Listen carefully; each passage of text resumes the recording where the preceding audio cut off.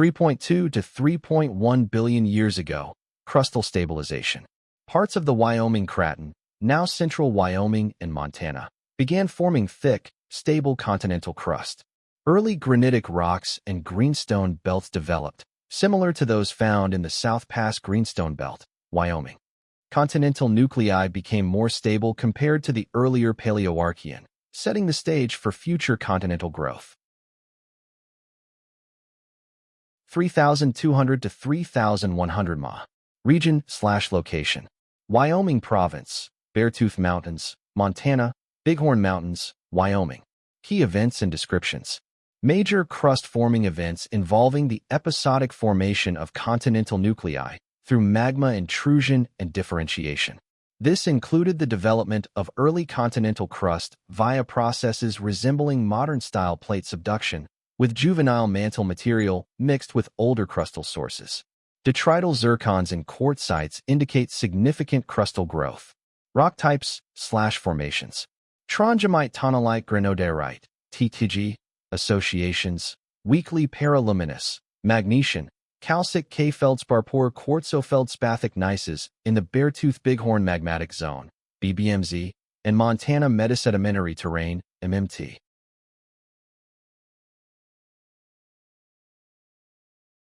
Early Mesoarchean, 3.2, 3.0 Ga.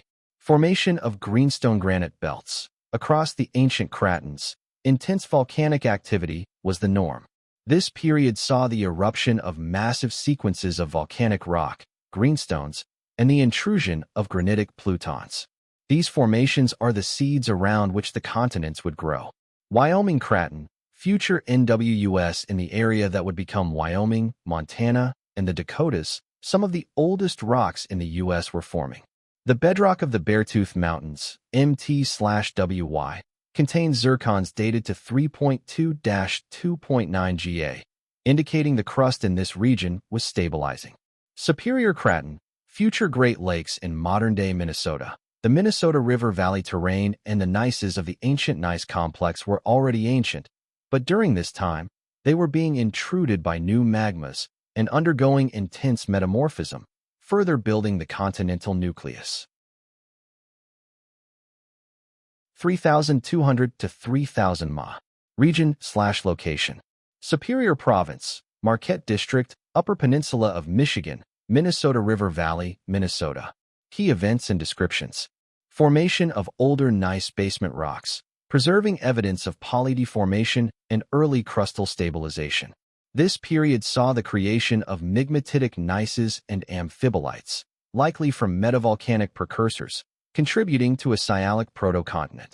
High-grade metamorphism occurred around 3,050 Ma under granulite facies conditions, marking intense thermal and tectonic activity. Rock types/formations. Gneiss, amphibolite, migmatite. Tonalitic to granodioritic migmatitic gneisses and metasedimentary gneisses in the Minnesota River Valley subprovince. Amphibolite-bearing migmatitic gneisses in the Watersmeet Dome, northern Michigan.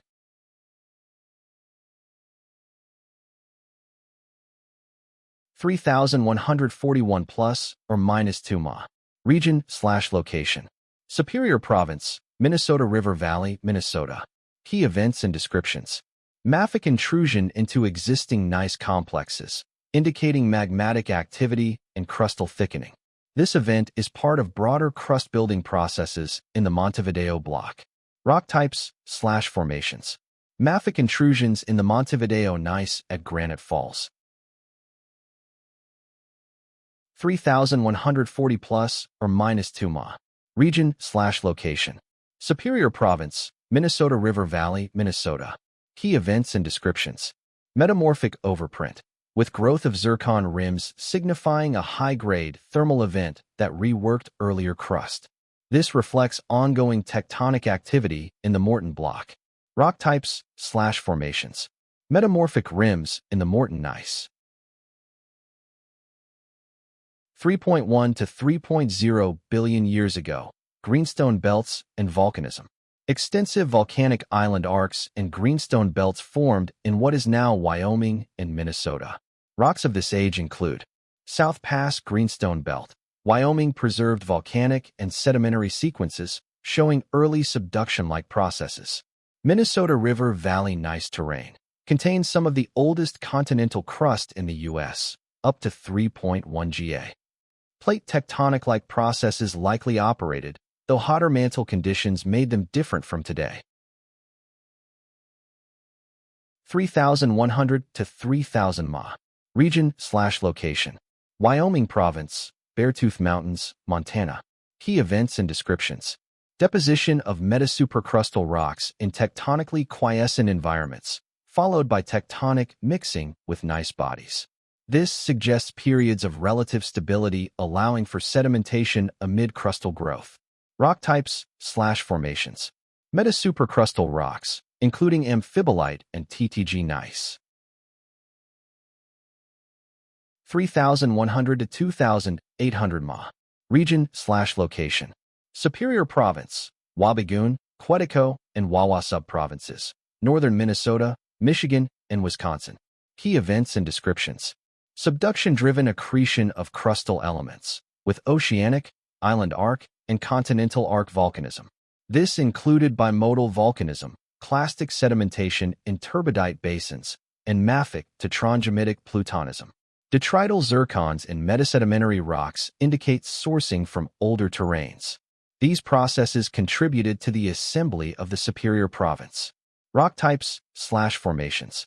Volcanic and plutonic rocks, greenstone granite terrains, metasedimentary turbidites in the Quetico subprovince, stromatolitic carbonate, and quartz arenite-bearing sedimentary rocks in volcanic sedimentary successions. 3.0 billion years ago, early continental landmass growth. By this time, much of the Wyoming Craton had formed and stabilized. Sedimentary basins began forming, recording erosion of early land masses. Oxygenic photosynthesis may have been starting globally, cyanobacteria activity, which would later affect shallow seas across Proto-North America. Mid to late Mesoarchean, 3.0, 2.8 GA. Major crustal growth and amalgamation. This is a critical period for the formation of the core of the North American continent. Superior Craton, the birth of the Superior Province. Several independent volcanic island arcs and microcontinents, similar to modern-day Japan or Indonesia, began to collide and suture together due to tectonic forces. This process, called accretion, welded together the different blocks that would form the heart of the Superior Craton. The rocks of today's Vermilion Greenstone Belt in northern Minnesota are a preserved remnant of one of these ancient volcanic island arcs, dated to around 2.7 GA, transitioning into the Neo-Archean. Continental Shield Formation. The repeated cycles of volcanic activity, sedimentation, intrusion by granite, and tectonic collision created the first large, stable blocks of continental crust. These areas were thick enough to survive billions of years of erosion. Possible early supercontinent UR. Some geologists propose that by the end of the Mesoarchean, many of the world's cratons, including the Kopval in South Africa and the Pilbara in Australia, may have been joined in a hypothesized supercontinent called UR. However, the existence and configuration of UR are still debated, and it was likely smaller than later supercontinents like Rodinia or Pangaea. 3,000 to 2,800 Ma. Region/location. Wyoming Province, Beartooth Mountains, Montana. Key events and descriptions. High-grade metamorphism, 680 to 750 degrees Celsius, 6 to 8 kbar, and tectonic interleaving of metasupercrustal rocks with gneiss, indicating crustal thickening via horizontal tectonics and burial to 20 to 25 kilometers depths. This reflects a transition to more active convergent margin settings. Banded iron formations were deposited during this period, associated with early oceanic chemistry changes. Rock types/formations. Metasupercrustal rocks, amphibolite, TTG gneiss, Goldman Meadows Formation, banded iron formation at Atlantic City Iron Mine, South Pass, Wyoming. 3,000 to 2,800 Ma. Region/location. Superior Province, marshfield terrain, northern Wisconsin. Key events and descriptions. Formation of Archean basement gneisses and migmatites, with amphibolites, as foundational crust underlying later volcanic rocks. This involved superposed deformation and metamorphism, contributing to craton stabilization. Rock types/formations. Gneiss, migmatite, amphibolite. 2.95 to 2.9 billion years ago, craton collisions. The Wyoming craton and smaller microcontinents likely collided, accreting to form a larger stable landmass.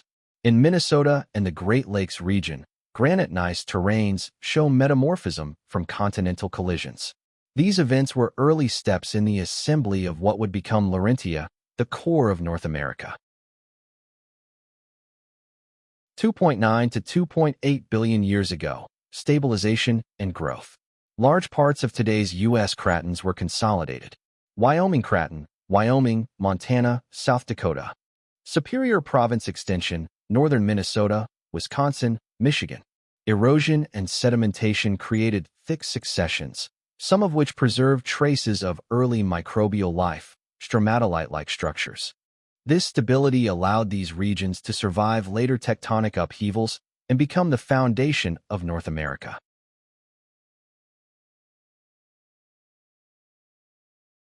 (2,860 to 2,840 ma.) Region/location.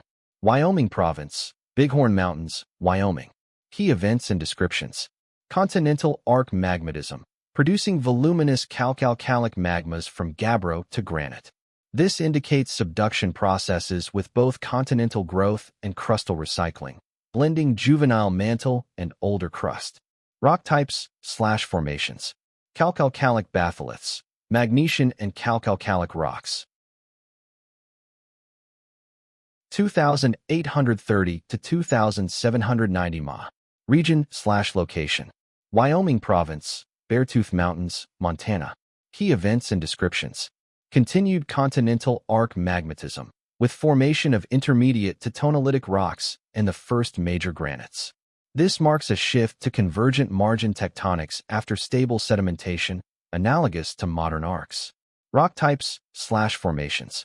Calc-alkaline magmatic rocks, pendants of interlayered TTG gneiss and metasupercrustal rocks at Hell-Roaring Plateau. 2. 800 ma. Region/location. Superior Province, Marquette Area, Michigan, Minnesota River Valley, Minnesota. Key events and descriptions. Emplacement of tonalitic gneisses and formation of migmatites with pink aplitic granite and pegmatite. This represents late-stage crustal reworking, with probable metavolcanic origins for some layered gneisses. Rock types/formations. Gray tonalitic gneiss, 2,779 plus or minus 21 ma. Compositionally layered gneisses, amphibolite, migmatite.